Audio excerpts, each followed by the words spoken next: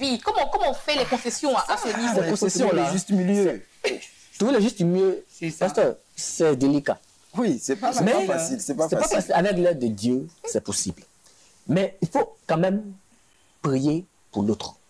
Pourquoi? Parce qu'en fait, l'appétit sexuel, c'est le corps qui demande. La personne peut être habituée à un rythme. C'est ça. Mais par amour et puis par éducation sexuelle, effectivement, cette personne peut être amenée à diminuer sa tendance, à diminuer la fréquence de l'appétit. La quantité pour la qualité. Voilà. Mais bon, comme on le dit, la Bible le dit, c'est pas ton corps. Hein? Donc, la prière est très importante à ce niveau-là. C'est vrai que c'est une réalité qu'on vit. Hein. Mais comme je dis, il faut demander au Seigneur de nous aider à être au même niveau, en tout cas, d'ajuster. Parce que c'est vrai que quand l'homme est toujours en demande et que la femme se refuse, il y a une frustration quelque part. Les esprits commencent à... Enfin, l'imagination, tout, se plaignent, les petits mots. C'est là que le diable commence à agir. Hein. Voilà. Mais seulement, n'oublions pas une chose, c'est que la femme aussi, elle a des besoins qu'il ne faut pas ignorer. C'est-à-dire qu'avant d'arriver à l'acte en lui-même, il faut préparer aussi la femme. Parce qu'en général, les hommes qui sont très demandeurs, ils ne sont pas dans les matchs de préparation. Ils veulent aller directement au truc. Il n'y a pas moyen d'âge. Alors que la femme a besoin quand même de... Il faut la préparer.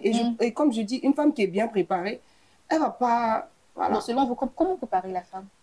Oh, ça c'est vraiment... Ça, c'est moi, mais je suis une femme. Donc, je dis ce que j'aime. Oui, des petits mots, voilà, des petits coups de fil. Je dis toujours à mon mari, break. Et ça commence à quel moment? Il faut me breaker tous les jours. C'est quand on est là. À partir du moment où il part au travail, chérie, je suis bien arrivée, ça va, je vais commencer. Moi, je tiens à ça. Il faut commencer très tôt. Quand il ne m'a pas envoyé un message, il dit, non, c'est ton camarade. Je dis ça parce que c'est important. On reste à la maison avec les enfants. On est avec les enfants. Souvent, on s'oublie même en tant que femme, parce que nous sommes mères, épouses, servantes de Dieu, tout ça. On est tellement occupés avec les enfants, la maison et tout. Quand ton mari t'envoie des petits messages comme ça, tu te rappelles que la femme, l'épouse qu'il veut là, il doit la trouver, en tout cas, à son heure de descente. Tu vois ce que je veux dire? C'est comme ça qu'il doit la préparer. Oui, ça va, les enfants et toi, tu as mangé, c'est important. Mais il n'y a rien de tout. Quand l'homme prépare sa femme comme ça de la journée, oui, il y aura des messages, il appelle souvent même à la pause, il l'appelle. Oui, c'est important. Et qu'il arrive le soir et que ça attend qu'elle soit réceptive. Et puis ça vient pas. Oh, je suis fatigué, attends. Ça frustre. Bon, moi, je sais que ça peut frustrer, mais moi d'expérience, hein, je sais, mon mari, quand je suis fatiguée, il sait que j'aime les massages. D'accord. Donc, il va me masser les pieds. Et moi-même, il sait qu'il est en train de me masser là. Si il rien dormi, il dit, tu as dormi. Donc, on cause. Parce que c'est mon ami, donc il dit, il me rattraper. Donc, en fait, elle négocie. Donc, en fait, voilà. C'est un échange. Il faut communiquer. C'est quand il dit, tu vas blaguer. Le lendemain, il dit, tu vas blaguer. Je dis, d'accord. En tout cas, M. Nguessan Béné était en train de la provoquer. Franchement. Alors, parlons mais en fait, tu as parlé, il y a une question. Tout à l'heure, il y a la question sur laquelle nous étions, c'était... quand il y a trop de demandes. Quand il y a trop de demandes, et tout. Mais tu vois, chacun doit apprendre à respecter la nouveauté du foyer. Il y a une nouveauté. Moi, j'aime beaucoup. Toi, tu n'aimes pas trop. Par exemple, si toi et moi, on doit marcher, je marche vite, toi, tu ne marches pas vite. Moi, je ne vais pas t'obliger à marcher vite. Tu comprends? Tu ralentis, moi, j'accélère un peu, puis on se rejoint. Donc, en fait, c'est ça, c'est ce qu'il faut faire. Il faut trouver un consensus. C'est ça. Il faut trouver un consensus. Il faut faire des concessions. Voilà, si tu étais à 4 mi-temps, réduis un peu. Voilà. C'est un peu ça. D'accord. Donc, parlons des différences intellectuelles à présent, hein, Madame Nguessan. Alors, on a deux personnes, des niveaux vraiment très différents. Peut-être c'est madame qui a un niveau intellectuel plus élevé que celui de monsieur. Comment ça se gère dans le foyer? Est-ce qu'il n'y aura pas de frustration quelque part? Mais en fait, c'est là qu'il faut faire appel à la sagesse divine. En fait. Parce que nous, les femmes, quand on a un peu plus, on sent ça. Et souvent, ça peut être... Oui, tu n'es pas d'accord. Non, je ne suis pas d'accord. On sent ça dans tout. Si, on se dise les choses. Il suffit qu'une femme elle soit assise intellectuellement, si elle est mariée avec quelqu'un qui n'est pas assis, il ne pourra pas vraiment prendre la parole en public parce qu'elle va toujours faire quelque chose qui va faire qu'il va comme par exemple lui couper la parole. Voilà, lui couper la parole. Ou il peut arriver qu'il se trompe ou qu'il aborde mal un sujet. Elle ne va pas attendre d'être à la maison pour dire « Ah chérie, tu aurais dû dire ça ou dire ci ». Mais elle peut spontanément casser la confiance. Et un homme, c'est ça. C'est sa confiance qu'il a. Et c'est la même chose pour les hommes. Lui, il va avoir honte. Les hommes ont plutôt du côté honte de la femme qui ne s'exprime pas forcément bien, qui n'est pas à son même niveau, donc ne va pas forcément sortir avec elle dans les hauts lieux, on va dire. Ne va pas l'exposer, va la garder à la maison. Je suis contre ça, je le dis encore. Je suis contre laisser son épouse à la maison et puis aller dehors, parce qu'on peut éduquer son épouse. On peut aussi s'éduquer mutuellement. C'est très important. Moi, je bénis le Seigneur aujourd'hui parce que il y a des choses que je n'ai pas eues forcément dans l'enfance, que mon époux m'a dit « Ah, tu sais, on fait comme ça. » J'ai dit « Pour toi, là, c'est comment ?» Il dit « Si. » J'ai dit « Bon, comme on est en plus de... Lui, il est à Caen et moi, je suis d'un autre canton, on a carrément des manières de faire différentes. Tu dois comme l'homme de Dieu l'a dit, tu dois vraiment, l'autre ralentit un peu, l'autre accélère un peu. On se complète, on va dire. Et donc, à ce niveau-là, au niveau intellectuel, je sais que ça pose beaucoup de problèmes dans les couples parce que ce qui va se passer, c'est que l'autre sera caché ou l'autre sera frustré perpétuellement et il y aura un complexe qui va se créer. Et comme l'homme, si c'est l'homme, il se sentira tellement diminué que le jour où il tombera sur une personne qui va le valoriser, là, il partira. Bonjour, l'infidélité. Merci. D'accord. Alors, Chaka. Elle a dit quelque chose qui me fait réagir. C'est quoi? La femme, on le voit souvent, hein, quand une femme, effectivement, au niveau intellectuel, est un peu plus avancée que l'homme. Ça se ressent. Oui, ça se ressent. Mais que ce soit la femme comme l'homme, l'autre doit être capable d'emmener son partenaire à avoir un niveau un peu décent. Équivalent. Je disais tout à l'heure, c'est-à-dire que ce n'est pas forcément les cours ou ce n'est pas forcément lui apprendre à faire des choses, mais la communication, lui apprendre des choses, pas forcément de son métier, mais des choses de la vie, des choses du milieu, des choses... Exactement. Parce qu'en fait, une femme qui, comme une femme qui reste toujours à la maison, au finish, elle ne connaîtra pas. Mais elle ne voit rien. Elle ne fera rien faire. Elle ne voit rien de nouveau. Et on voit, effectivement, il y a beaucoup de personnes politiques, il y a beaucoup de personnes, même des pasteurs, même dans tous nos domaines, qui n'arrivent pas à sortir avec les femmes, présenter les femmes. On fait, souvent dans les services, on fait des fêtes où, bon, voilà, tu vas venir, madame, mais le gars, il est embarrassé. Il ne sait pas comment il va faire. Parce qu'il sait que sa femme va venir, même s'il met tous les moyens qu'il faut, si elle s'assoit, c'est qu'elle va faire sortir là. Même s'il vient, il dit, bon, tu sais, mes gens au travail, là, ils parlent beaucoup, donc il ne faut pas trop parler. Mais elle va parler. Là, c'est dans ce cas de figure qu'il faut l'amener. Non, moi, je ne suis pas d'accord quand vous dites qu'elle va parler. Parce que si la coachée correctement, elle saura se tenir. Effectivement. Parce que quand il faut savoir se taire quand il faut se taire. Elle saura se tenir. Parce que tu sais toi-même que si tu pousses là, c'est comme quand on parle de l'anglais. Quelqu'un va dire hi, hello.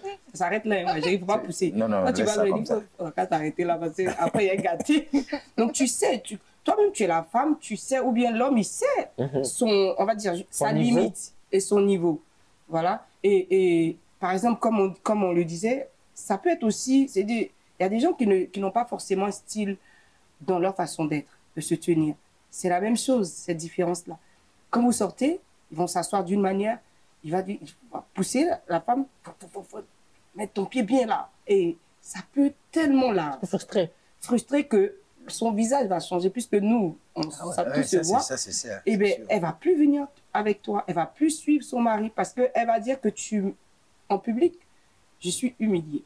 D'accord. Donc, tu perds toi-même ton statut de roi parce que tu n'as pas su conserver la couronne de ta reine. D'accord. Alors, vous voyez, Béni, attends, tu vois ce qu'elle dit est important parce que non seulement sur place là, toi-même tu seras dépité parce que tu vas la frustrer quand tu vas regarder son visage là.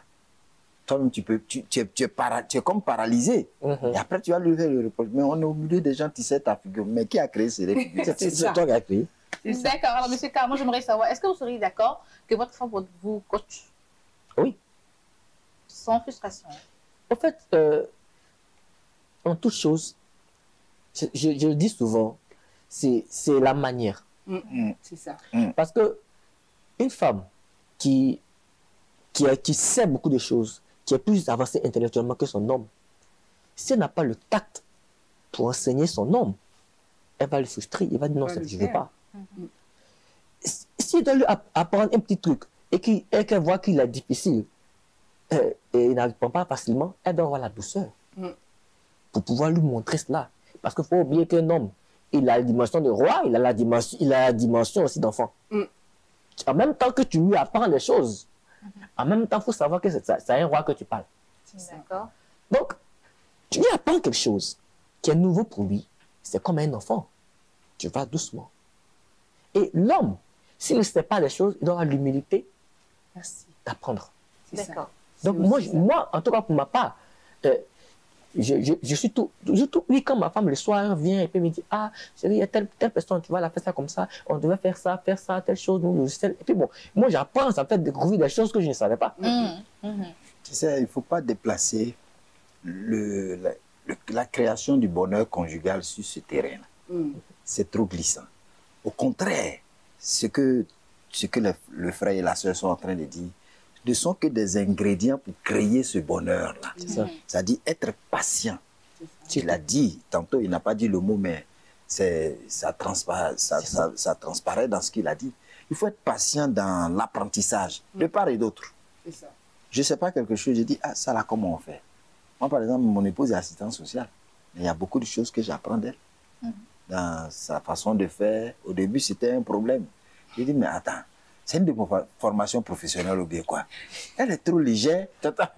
Aujourd'hui, je comprends que c'est important pour elle de souvent, tu vois, se casser, parler avec bonté, même quand souvent on la frustre, quand on lui parle mal. Mais avant, là, je ne supportais pas ça. D'accord. J'ai appris à connaître ça. Aujourd'hui, écoute, toi-même, tu sais. D'accord. Alors, Madame Guesson, une vie de couple sans point commun est-elle possible? Non, je pense pas.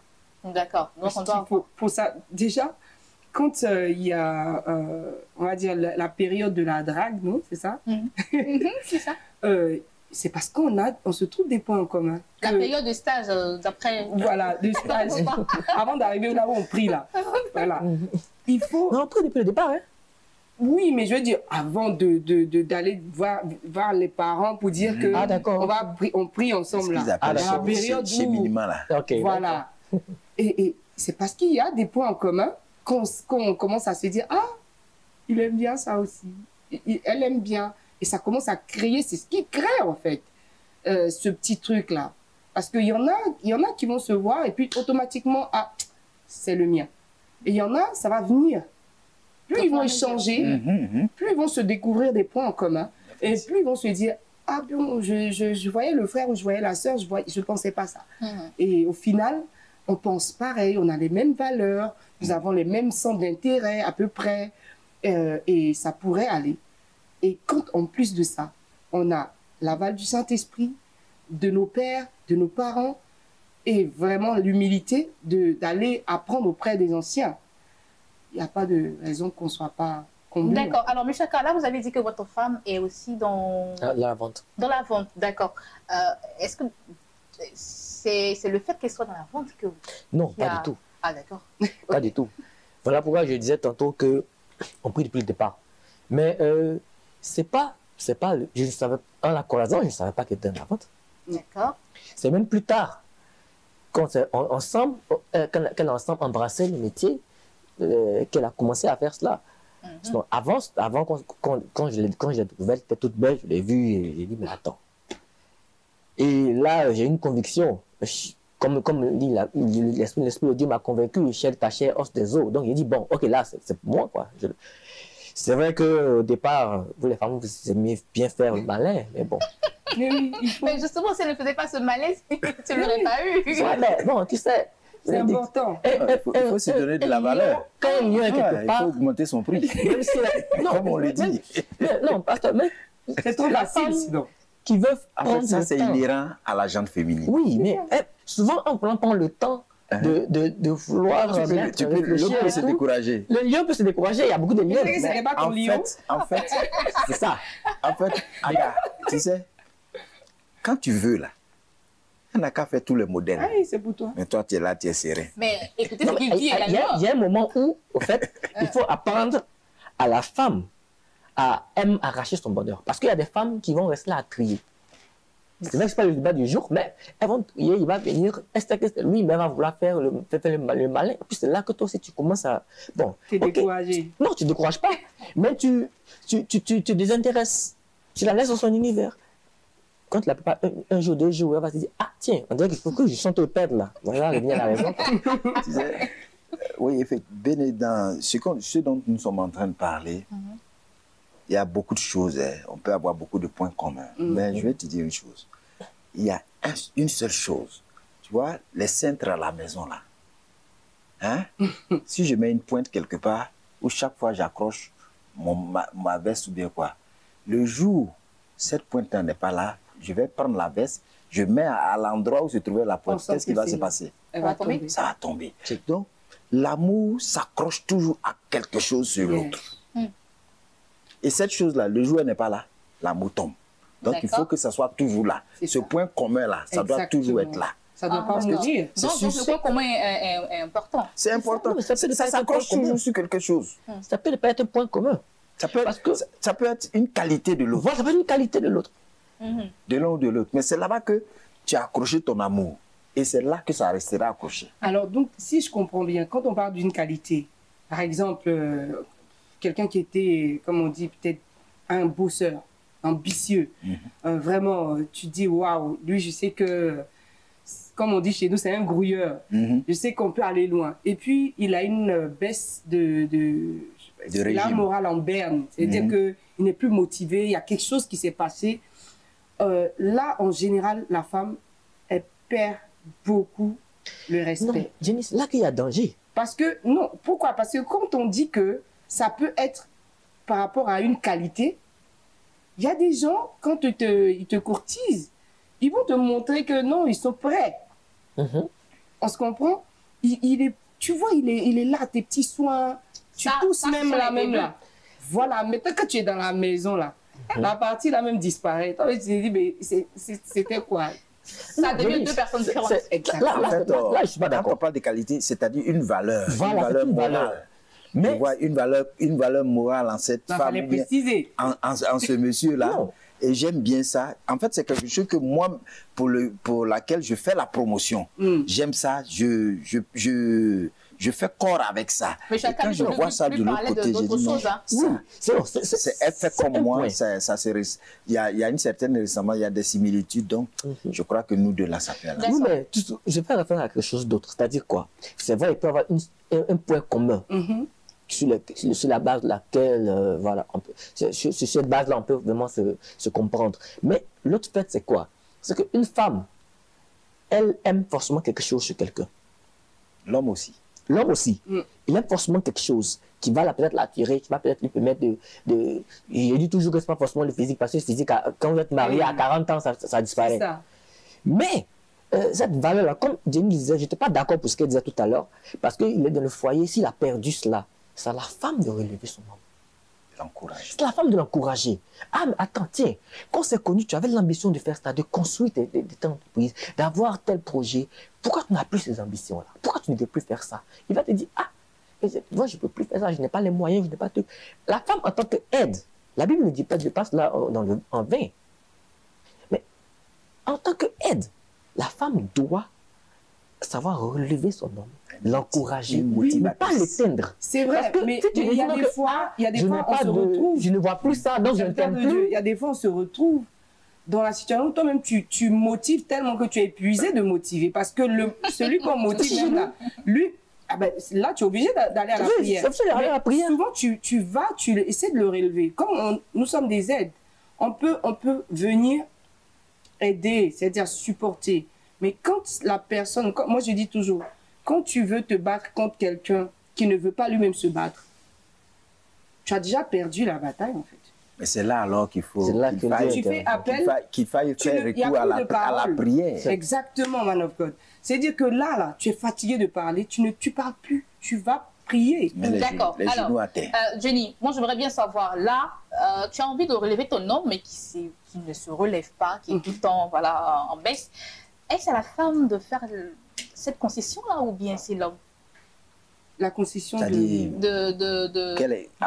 cette patience-là de pouvoir... Mais en fait, moi, je pense tout simplement que si c'est une question de moyens financiers, parce que souvent, les hommes, quand il y a de ce côté-là, il y a défaillance, on les perd un peu. Ce qu'on a...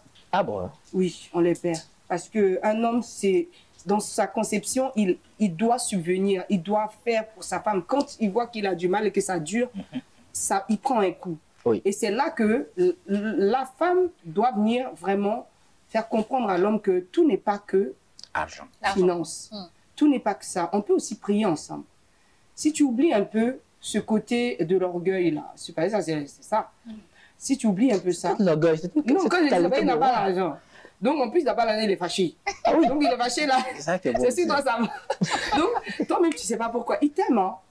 On ne met même pas en cause l'amour, là. C'est-à-dire que ça, c'est chaud. Et comme il ne peut pas te dire, il n'y a pas. Il est fâché.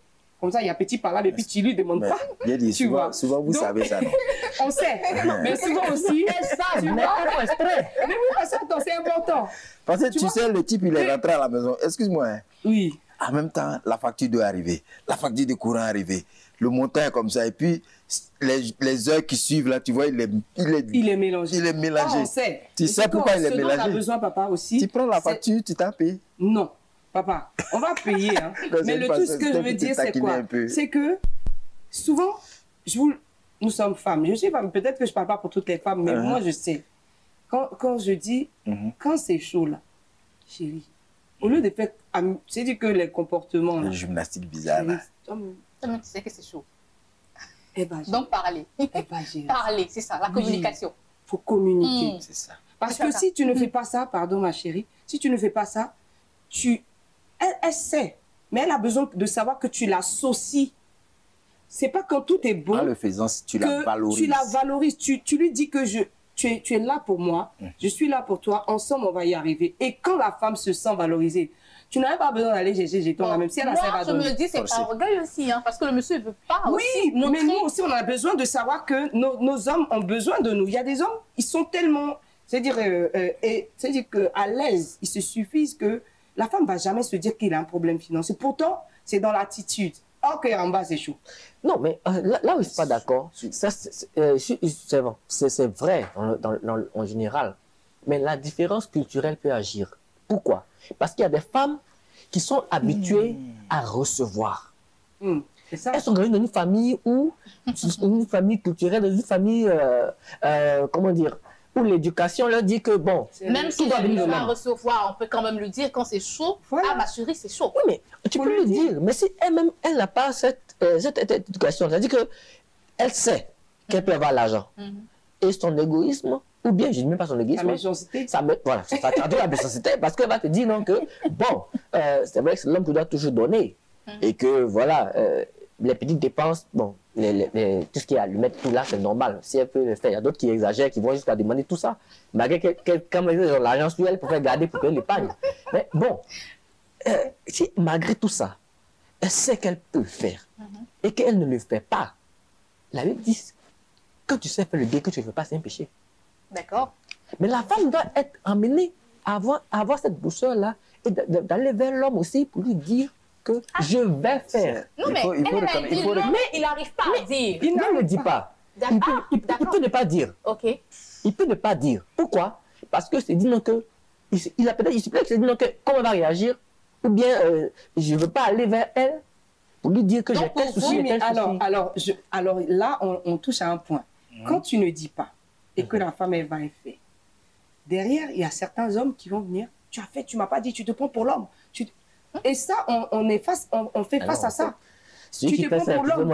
Alors que, et je dis toujours, quand on parle de la femme vertueuse, quand je lis, je n'ai pas vu la partie, peut-être que l'homme de Dieu va m'aider. Je n'ai pas vu la partie où on dit, elle est venue dire à son mari, tu as besoin d'habits, j'ai 100 francs, tiens, va acheter. La Bible dit que elle prend des initiatives. Elle fait.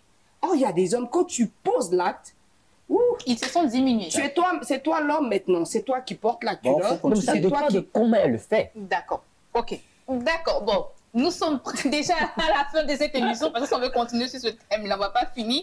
Nous allons partir avec la dernière préoccupation. Vous avez une personne qui vous respecte, qui vous donne tout ce dont vous avez besoin, mais qui ne respecte pas les critères physiques. C'est-à-dire que vous aimez les hommes grand détail, mais votre homme, il n'est pas grand détail. Est-ce que ça peut matcher? Bon, moi je pense une chose, c'est qu'à partir du moment où on s'engage avec quelqu'un, on a tout calculé. Effectivement. D'accord. Tu peux avoir, des gens vont avoir des genres, comme on dit, c'est pas mon genre. Bon, ton genre, on a été emmené où? Quand Dieu te donne ton homme, c'est-à-dire que c'est pas une question de physique. Parce que le physique, là, ça... Bon, tout de suite, quelque chose peut arriver, tu ressembles plus à ce que tu es. Ou ce que la personne a vu. Mais quand c'est la personne de ta destinée, tout simplement, ce n'est pas une question, ce que je dis. Moi, par exemple, j'accorde plus de valeur à ce que la personne reflète en lui, au respect, aux valeurs que la personne a. Il faut être joli jusqu'à, comme on dit, je sais pas comment on dit, tout ce que les gens veulent. Mais si tu es quelqu'un qui manque de respect, qui n'est pas aimant, qui ne donne pas de l'attention, tu ne m'intéresses pas. D'accord, voilà. D'accord. Alors, M. Aka, vous avez une... Bon, en fait, je vous mets devant vous, hein. Je vous mets deux personnes différentes physiquement. Vous partez où? Physiquement, il faut dire clairement. C'est vrai qu'on prie que Dieu donne nos orientations. Mais si ta femme ne t'attire pas, tu auras des problèmes toute ta vie. Ah bon? Ah oui. Je dis pourquoi. Tu auras des problèmes parce que tu ne pourras pas l'aimer. Ah, d'accord. Tu vas toujours être en train de faire des efforts. Mais tu seras attiré par quelqu'un qui remplira les critères que tu aimes. Et ça, c'est un problème. Donc, il faut aimer sa femme. Donc, il faut prendre une personne qui remplit les critères. Il faut prendre une personne. Maintenant, Dieu te donne quelqu'un, tu dis, moi, je ne suis pas d'accord. Non, je ne veux pas parce que je n'aime pas la personne. Il y a beaucoup de femmes qui ont crié. Je n'aime pas, il n'est pas comme ça, il n'est pas dans tous les critères que je veux. Mais au finish, Dieu sait pourquoi. Et finalement, quand tu commences à entrer dans le couple, tu te rends compte que effectivement cette personne peut aimer. Et tu peux aimer cette personne. Ah, donc et même ça surpasse même ce qu'on appelle la donc on peut aller avec une personne qui ne remplit pas les critères physiques. Au départ, pas forcément les critères physiques, mais comme on le disait tout à l'heure, la personne ne peut pas avoir les critères physiques, mais avoir quelque chose d'autre qui intéresse. C'est ça. D'accord. Okay. Que Dieu a mis en elle. Moi, je crois que si c'est dès le départ, hein, si elle est rentrée, bien sûr, elle est rentrée, c'est fini. D'accord. C'est avant. Mais avant même d'entamer avant de la faire rentrer, on se base sur le physique. Quelque part, le physique est important parce qu'après, il ne faut pas regretter. D'accord. Ah oui. Si Dieu t'a orienté autrement, d'accord. Mais le physique est important. Faut que ça te plaise un minimum. Ça te plaise un minimum, les yeux. L'homme regarde à ce qui frappe les yeux. Donc voilà ce qu'il voit. C'est ça. D'accord. L'apparence, c'est ce que l'homme regarde. Oui, mais Dieu lui regarde au cœur.